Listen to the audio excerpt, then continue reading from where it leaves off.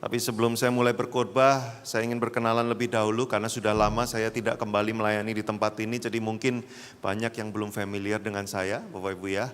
Ada pepatah katanya tidak kenal maka tidak sayang. Karena saya ingin disayang, jadi saya kenalan Bapak Ibu ya. Nama saya Joshua Iwan Wahyudi, Bapak Ibu ya. Mungkin banyak orang bingung, Pak nama kok banyak ya. Ada Joshua, ada Iwan, ada Wahyu, ada Yudi, kok digabung semua ya. Nah Bapak Ibu karena saya lumayan sering ke Bandung, jadi mungkin Anda bisa saja papasan dengan saya entah di mana gitu ya. Supaya cepat ingat dan menyapa saya, Bapak Ibu panggil saya namanya Iwan saja Bapak Ibu ya. Iwan artinya inilah pria menawan Bapak Ibu. Supaya Anda cepat ingat ya. Saya datang dengan istri dan anak saya, nah ini istri dan anak saya Bapak Ibu. Anak saya ini 14 tahun Bapak Ibu ya, ditunggu ya. Melalui berbagai macam cara, wah nggak berhasil semuanya. Lalu Tuhan kasih mujizat Bapak Ibu. Dengan cara yang normal, alami, muncul anak ini setelah 14 tahun Bapak Ibu ya. Saya datang dengan papa dan mama mertua saya. Nah ini papa dan mama mertua saya Bapak Ibu ya. Bukan gembala sidang yang baru, bukan ya. Masih Pak Rubinadi ya. Nah ini papa mama saya, mertua saya. Oke, hari ini saya akan berbicara tentang judul khotbah saya, buah dari kebiasaan. Karena rupanya fokus Anda tahun ini ya di gereja ini sepanjang tahun adalah bagaimana membangun hidup yang berdampak melalui kebiasaan-kebiasaan yang baik dan benar Bapak Ibu ya. Nah jadi khotbah saya hari ini pas baru minggu kedua tahun 2025. Jadi saya pikir ini tepat sekali mengawali tahun ini Bapak Ibu. Buah dari kebiasaan. Nah boleh dibantu slide saya bisa dimunculkan. Oh sudah ya, oh besar sekali. Nah Bapak Ibu kalau Anda lihat sengaja saya kasih pohonnya pohon jeruk sincia. Karena sebentar lagi kita mau sinciaan. Buah dari kebiasaan Bapak Ibu. Nah kita lihat slide pertama boleh dimunculkan. Hasil kehidupanmu itu ditentukan dari kebiasaan-kebiasaanmu. Bapak Ibu banyak manusia, banyak orang tidak sadar bahwa hidupnya itu disusun oleh banyak kebiasaan. Kita tuh punya banyak kebiasaan dan seringkali kita tidak sadar kapan kita membangun kebiasaan itu. Pokoknya udah punya aja kebiasaan itu. Nah Bapak Ibu kebiasaan itu artinya apa? Artinya sesuatu yang kita sudah anggap biasa. Karena berkali-kali kita lakukan, kita udah anggap itu biasa. Makanya disebut kebiasaan. Nah ada kebiasaan yang membuat kita itu jadi lebih baik, ada kebiasaan yang sebenarnya juga membuat kita jadi lebih buruk. Nah tapi seringkali kita nggak sadar bahwa kita tuh punya banyak kebiasaan-kebiasaan. Nah ada hal-hal yang dianggap orang itu sebenarnya tidak biasa, tapi bagi orang yang melakukannya udah biasa, karena itu kebiasaannya dia. Nah contohnya apa saudara, Anda pernah nggak ketemu teman gitu ya, ada orang gitu ya, kebiasaannya itu suka menghina orang lain. Setiap kali ketemu gitu ya ngomongnya nggak enak terus ya, pasti ada ujung-ujungnya gimana sih bego banget kamu, nyebelin banget nih orang. Ya, orang lain yang melihat dia dari luar menganggap ini orang kok nggak bener gitu ya, tidak biasa. Tapi buat dia itu sudah biasa karena dia punya kebiasaan memang kayak begitu. Nah hidup kita ini ditentukan oleh apa kebiasaan-kebiasaan yang kita miliki. Sayangnya banyak orang tidak sadar. Makanya hari ini saya berkhotbah untuk membuat saudara pulang dari tempat ini mencoba menyadari kebiasaan-kebiasaan saya itu apa aja ya. Kebiasaan saya itu membuat saya jadi lebih baik atau kebiasaan saya itu membuat hidup saya malah jadi rusak. Nah, karena banyak orang mengira dia punya kebiasaan baik, padahal kebiasaan itu sebenarnya merusak hidupnya dia. Nah, boleh dimunculkan slide berikutnya.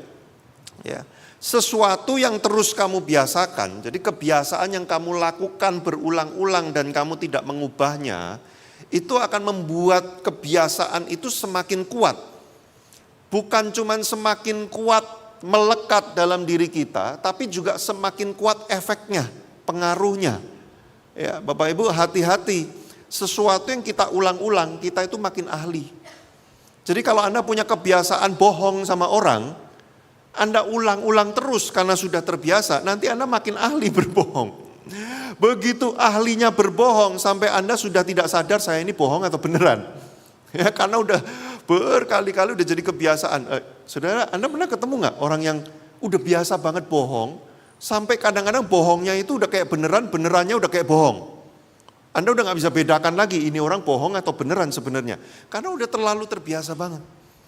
Nah, kalau Anda punya kebiasaan-kebiasaan yang buruk dan Anda tidak sadari, Anda ulang-ulang terus, itu nanti makin kuat dalam hidup kita, Bapak Ibu Saudara. Dan karena makin kuat, pengaruhnya juga makin besar. Nah, ini bahaya, Bapak Ibu. Kita kan pengen tahun ini hidup kita berdampak, ya. Kalau cuman berdampak, itu banyak orang bisa berdampak. Cuman pertanyaannya dampaknya itu baik atau buruk, kan gitu ya Bapak Ibu ya. Terus dampaknya besar atau kecil? Nah, kan ada 4 kategori kalau berdasarkan itu. Ada orang yang berdampak baik dan dampaknya besar. Puji Tuhan, kita pengennya tahun ini begitu ya.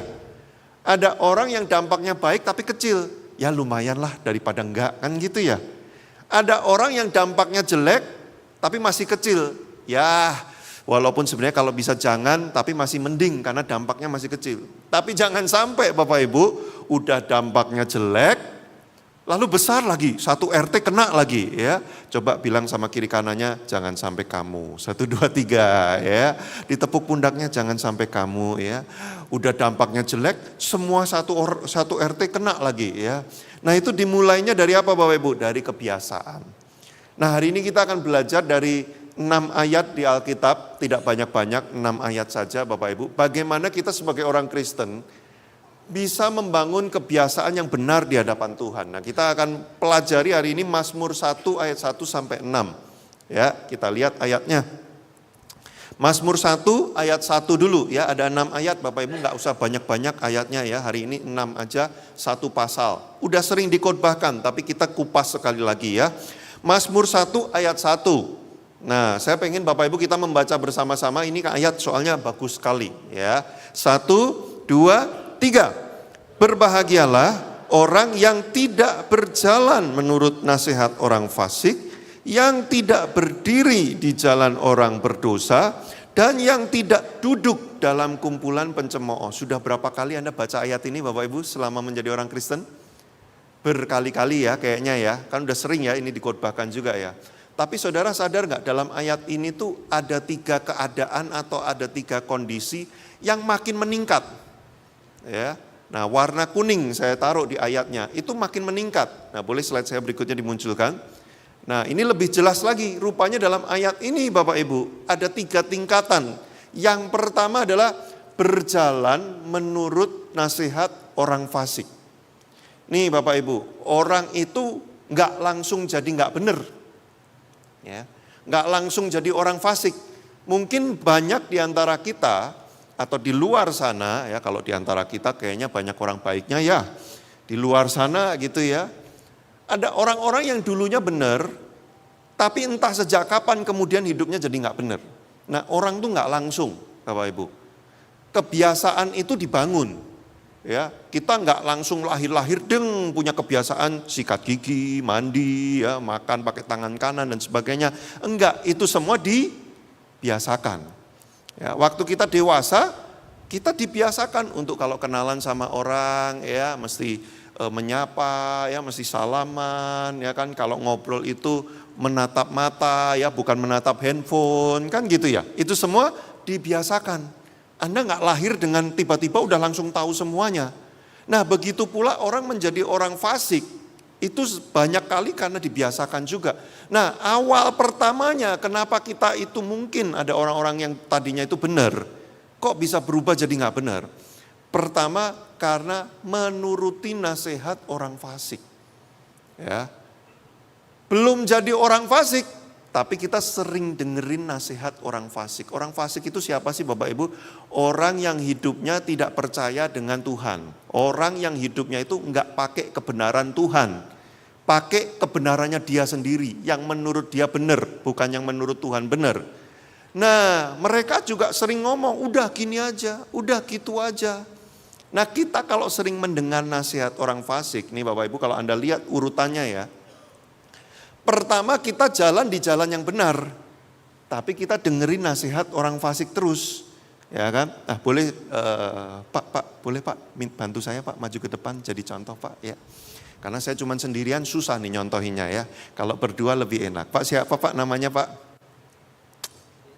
Kenapa Pak siapa? Benyamin. Oke Pak Ben, yes. Boleh di sini ya. Pak Ben ya. Di sini aja deh, saya yang jadi orang fasiknya aja, nggak enak kan Pak Benyamin wajahnya baik soalnya ya. Kalau saya akan mencurigakan gitu ya. Nah ya, saya berjalan di jalan yang benar nih. Oh tapi dia jadi orang fasik juga habis ini kan menasihati saya. Ya udahlah Pak, contoh doang ya Pak ya, nggak apa-apa ya. Iya, yang penting sudah ditebus dalam Kristus ya Pak ya, amin. Nah saya lagi jalan di jalan yang benar nih. Tapi ada nasihat. Nah coba Pak tolong pengaruhi saya dengan nasihat yang kurang benar Pak ya. Pura-pura aja ya. Saya lihat Bapak mah benar banget ya. Pura-pura aja ini ya. Nah ini saya lagi mau benar nih Bapak Ibu. 2025 ya, saya mau mengikut Tuhan sungguh-sungguh. Mau saat teduh kebaktian tiap hari ya. Coba Pak, ada nasihat orang fasik. Ya kan, lagi mau benar nih. Wah dinasihati yang gak benar ya kan. Oh saya sering ke gereja Pak ya. Berapa kali seminggu ke gereja? Ya bisa 37 kali lah Pak, saya seminggu ke gereja Pak, saya soalnya sekaligus kerja di gereja ya. Gitu ya. Jangan terlalu banyak lah ke gereja. Kenapa Pak nggak boleh terlalu banyak? Nanti kehabisan. Apa kehabisan apa Pak? Ya kehabisan stamina atau kehabisan isi dompet ini? Biasanya staminanya habis. Oh, jadi kalau ke gereja sering-sering makin lelah ya Pak ya? Capek gitu. Pantesan saya kurus. Ya. Kayaknya gara-gara itu benar juga ya. Nah kalau saya dengarkan nasihat orang fasik, ini kan saya lagi mau benar, betul ya Bapak Ibu ya. Tapi kalau saya dengarkan nasihat orang fasik, nanti masuk kedua, berdiri di jalur orang berdosa. Nah saya mulai pindah, ikut Pak Ben. Oh jadi gitu ya Pak ya? Wah Pak Ben nggak pernah ke gereja ini berarti ya? Suka. Kok suka juga, nanti saya kembali ke jalan yang benar nih Pak, gimana nih ya. Ini kan ceritanya fasik Pak. Oh fasik ya? Oh enggak, saya enggak. Oh, nggak ke gereja Pak, kenapa kok nggak ke gereja Pak?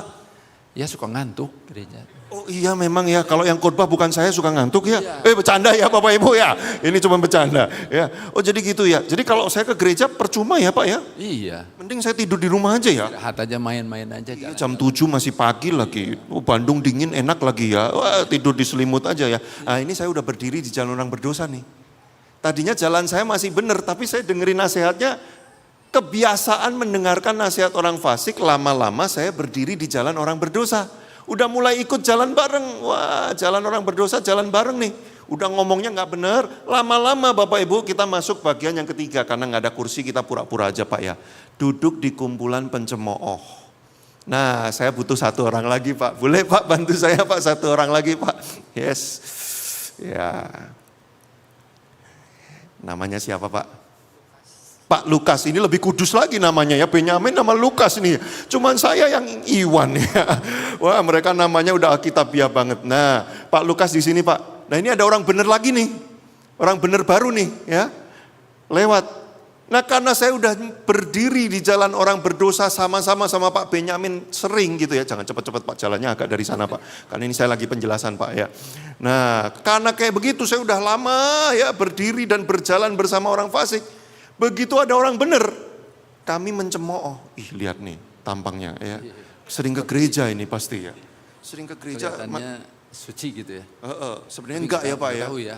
Kita mah lebih suci ya, kita lebih ganteng ya. Kebanyakan ke gereja wajahnya rusak Pak kayaknya Pak ya. Ini enggak, loh, kan pencemooh. Bapak Ibu Anda nangkep urutannya? Tadinya saya itu benar. Ya.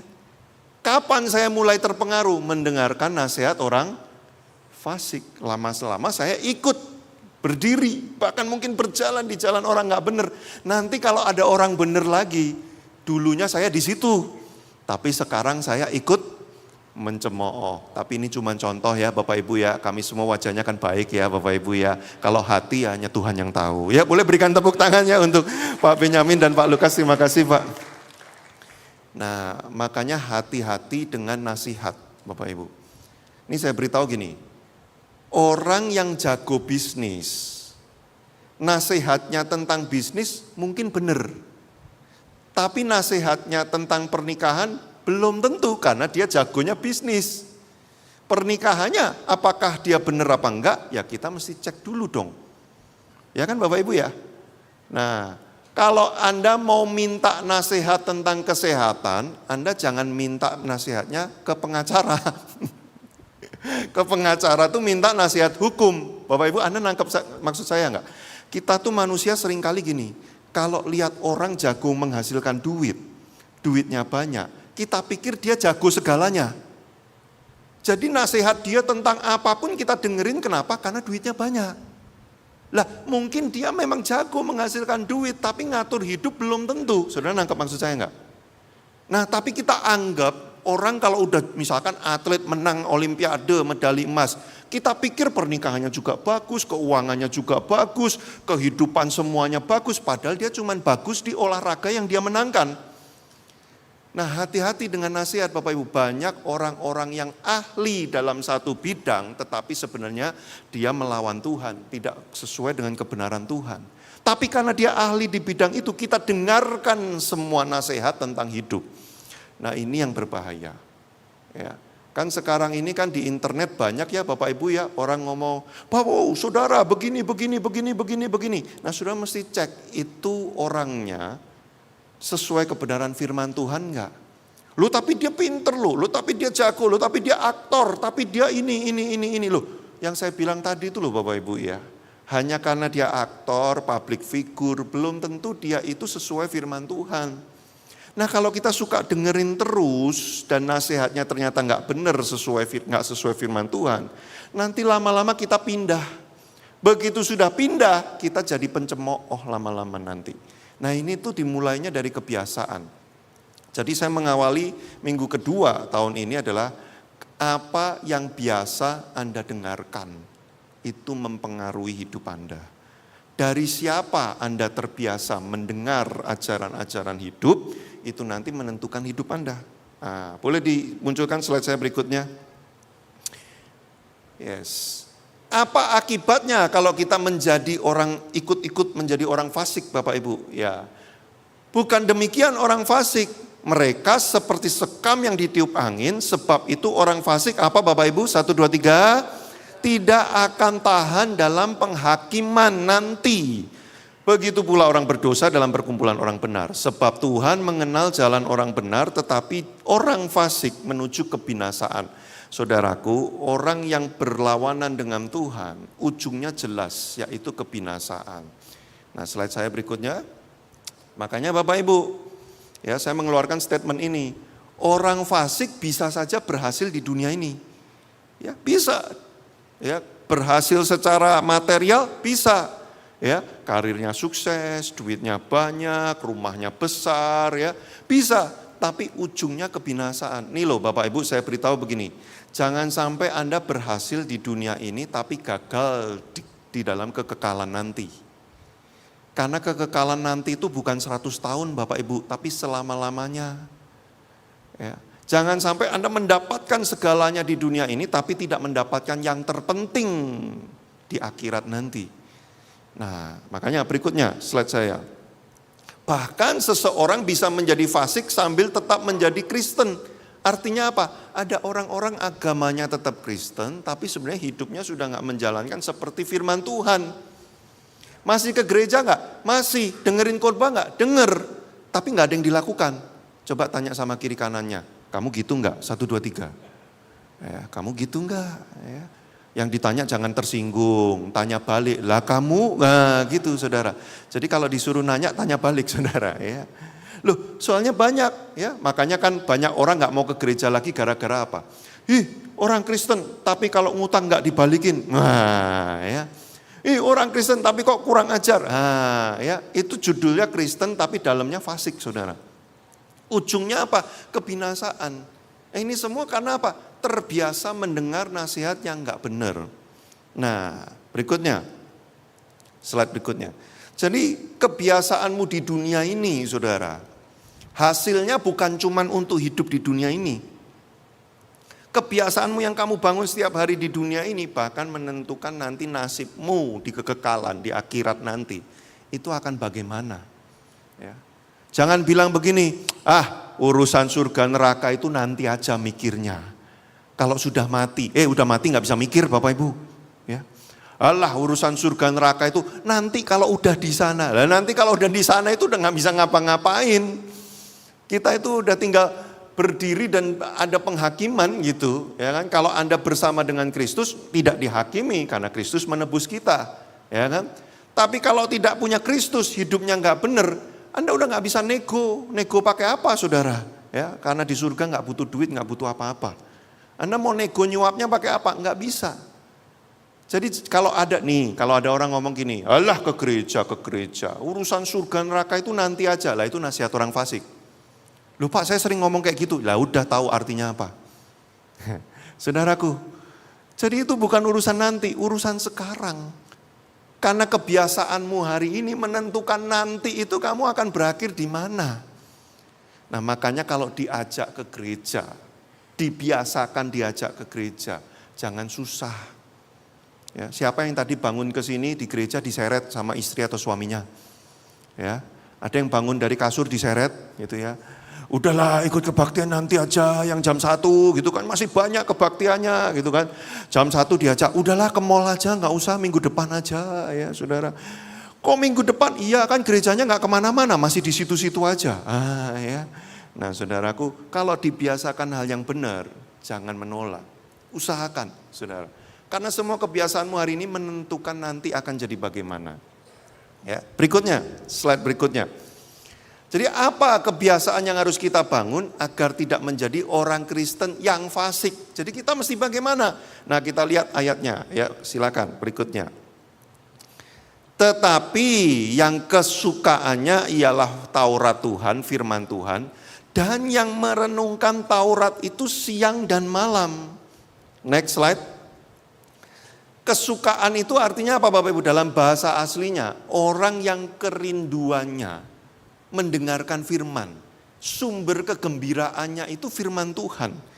Nah makanya saya ini khotbah kan udah dari tahun 2008 Bapak Ibu ya. Udah lumayan lama saya berkhotbah seperti ini. Nggak tahu udah berapa ratus mungkin ribu kali saya berkhotbah di kebaktian Bapak Ibu. Dari tempat ini, saudara kalau dari kursi Anda cuma bisa lihat saya kan. Memang saya ganteng, makanya dilihatin terus. Ya enggak lah Pak, lah terus lihat siapa kalau enggak lihat Bapak? Kan pembicaranya Bapak, iya memang. Tapi saya dari tempat ini Bapak Ibu, bisa lihat saudara semua termasuk yang lagi tidur. Langsung, enggak ada, ini cuma contoh ya Bapak Ibu ya. Saya bisa lihat semua. Bahkan saya bisa melihat reaksi Anda terhadap firman Tuhan, bisa kelihatan. Yang di ujung memang kelihatan. Saya sengaja pilih tempat yang di ujung dan gelap loh Pak. Hati-hati jangan suka gelap-gelap. Ya, Anda sudah ditebus dalam terang. Enggak bercanda Bapak Ibu ya.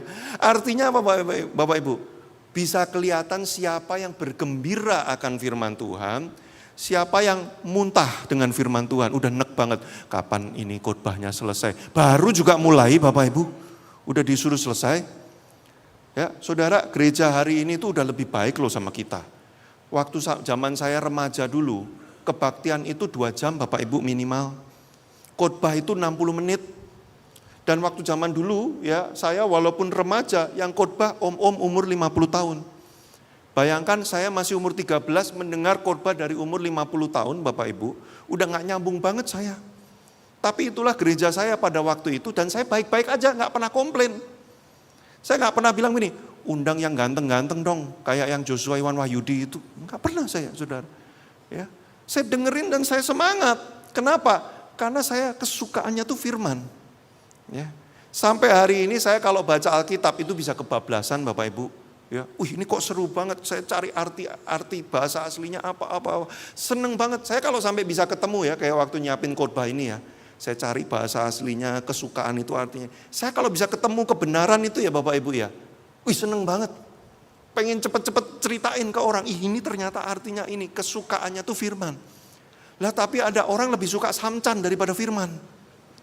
Kalau lagi firman Tuhan, begitu doa selesai, amin. Ayo kita makan babi guling yuk. Semangat banget gitu loh saudara. Kesukaannya adalah babi. Nah itu dia saudara. Jadi kerinduan mendalamnya samcan. Nah, jadi ayatnya tetapi yang kesukaannya ialah samcan goreng. Wah ini saudara. Nah orang yang kebiasaannya itu bergelut dengan firman, ya bergelimpang dengan firman, suka gitu ya, wah itu kebiasaan yang benar tuh. Bahkan bukan cuma itu, yang merenungkan Taurat itu siang dan malam. Kata merenungkan ini ternyata bahasa aslinya tuh gini saudara, komat kamit memperkatakan menggumam. Saudara pernah nggak dititipi pesan, terus saudara ngulang sambil menggumam gitu ya? Nanti belanja telur 12 biji. Anda ngeremeng, kalau orang Jawa bilang tuh ngeremeng itu apa ya? ngomong sendiri pelan gitu untuk menghafal dan mengingat-ingat. Terus nanti waktu Anda pulang, Anda pakai ingatan Anda itu untuk menentukan perilaku Anda. Jangan lupa telur 12. Ini ada telur, beli, jangan lupa ya 12 ini. Nah, itu maksud kata merenungkan di sini. Makanya kalau Anda anak-anak di sekolah minggu diajari ayat hafalan, itu udah benar. Karena ayat hafalan itu nanti yang muncul di kepala waktu kita mempraktekkan hidup. Ya, Anda yang tidak berdiri di jalan orang berdosa. Anda ingat-ingat, Anda pulang dari sini nanti saya menyetir, ya, yang tidak berdiri, yang tidak menuruti nasihat orang fasik gitu. Nanti ada orang fasik menasihati Anda. Ngapain sih kamu berdoa? Langsung muncul itu ayat karena Anda sudah memperkatakannya. Sudah nangkep maksud saya enggak? Itu kebiasaan yang benar tuh, yang akan melindungi hidup Anda di tahun ini. Nah, akibatnya apa? Orang yang praktek ini, ya, pemain keyboard dimanapun Anda berada, tunjukkan pesonamu. Ya. Saudara, kalau pengkhotbah udah undang pemain keyboard, saudara tahu artinya apa enggak? Khotbah hampir selesai, puji Tuhan, habis ini samcan. Ya. Nah, boleh dimunculkan.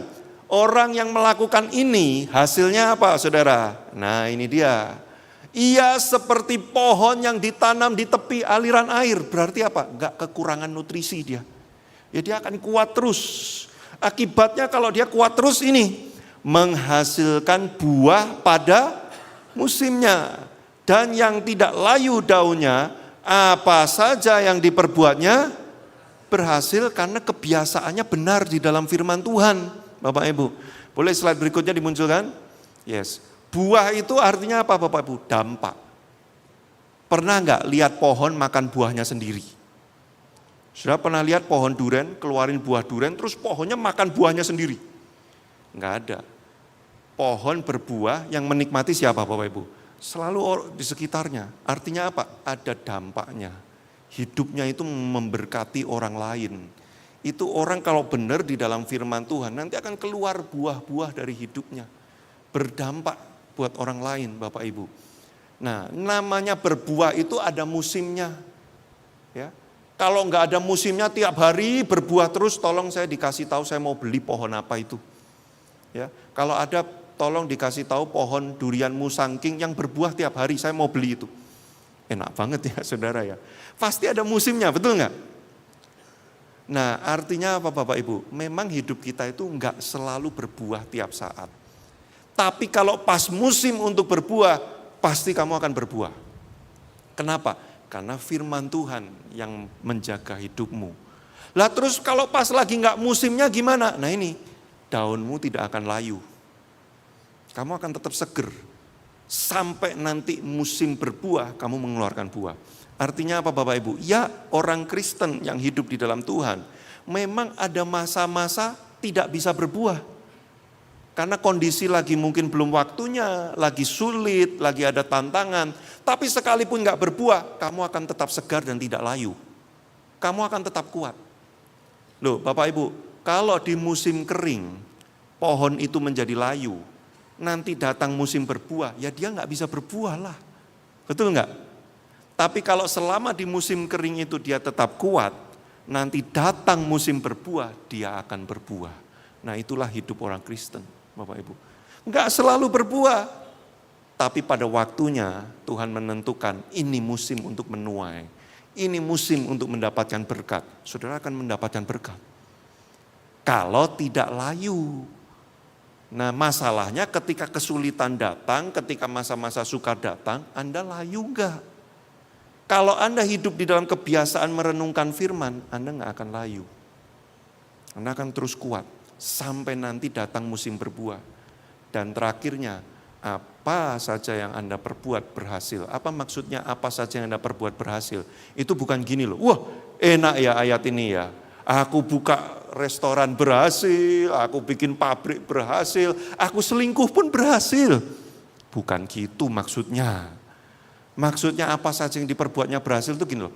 Apa saja yang diperbuat sesuai dengan firman yang dia renungkan tadi, itu pasti menghasilkan buah. Pasti ada hasilnya. Nah kalau yang Anda perbuat tidak sesuai dengan firman Tuhan, ya nggak akan berhasil walaupun itu kelihatannya baik. Nah dari mana Pak saya tahu ini sesuai firman Tuhan atau enggak? Ya Anda mesti renungkanlah setiap hari. Jangan dengerin nasihat orang fasik. Kadang-kadang nasihat orang fasik itu kelihatannya baik dan bijak. Tapi belum tentu itu firman Tuhan. Ya. Jadi kalau Anda kebiasaannya merenungkan firman, nanti Anda tahu, oh aku harus lakukan ini. Ketika terjadi kayak gini, aku akan lakukan ini. Dan kalau Anda ikuti firman itu akan membuat apa yang Anda lakukan menjadi berhasil. Sehingga hidup Anda dipelihara oleh firman Tuhan. Meskipun keadaannya sulit, Anda tidak menjadi layu. Terus berjalan, sampai musim berbuah, Anda berbuah, banyak orang mendapat berkat dari hidup Anda. Sudah mau? Amin. 2025 berdampak karena membangun kebiasaan yang benar di dalam firman Tuhan. Yes, mari kita berdoa. Ya, haleluya. Tuhan tolong kami supaya kami tahun ini memiliki kebiasaan yang benar di hadapan Tuhan. Kalau ada kebiasaan-kebiasaan yang belum benar, tahun ini kami mau sungguh-sungguh merenungkan firman Tuhan. Supaya kuasa dari firman itu yang menolong kami untuk menjadi benar. Kami tidak bisa menjadi benar dengan kekuatan kami sendiri. Tapi ketika kami terus memasukkan firman dalam hidup kami, firman itulah yang akan mengubah kami. Tolong kami Tuhan, ingatkan kami akan firman ini. Supaya kami menjadi pelaku-pelaku firman, bukan cuma pendengar. Terima kasih. Kami serahkan jemaatmu di tempat ini dalam tanganmu. Biarlah kuasa Tuhan menolong dan menaungi kami. Dalam nama Yesus kami berdoa. Haleluya. Amin. Ada beberapa buku Bapak Ibu yang saya bawa, nanti Bapak Ibu bisa lihat di sana. Tapi saya rekomen ada satu judul, yaitu Mental Strong Bapak Ibu. Ya. Jadi bagaimana membangun kebiasaan supaya mental kita kuat di tengah masa-masa sukar. Nah judul bukunya adalah Mental Strong. Saudara nanti coba waktu keluar tanya, ada counter di depan. Tuhan Yesus memberkati.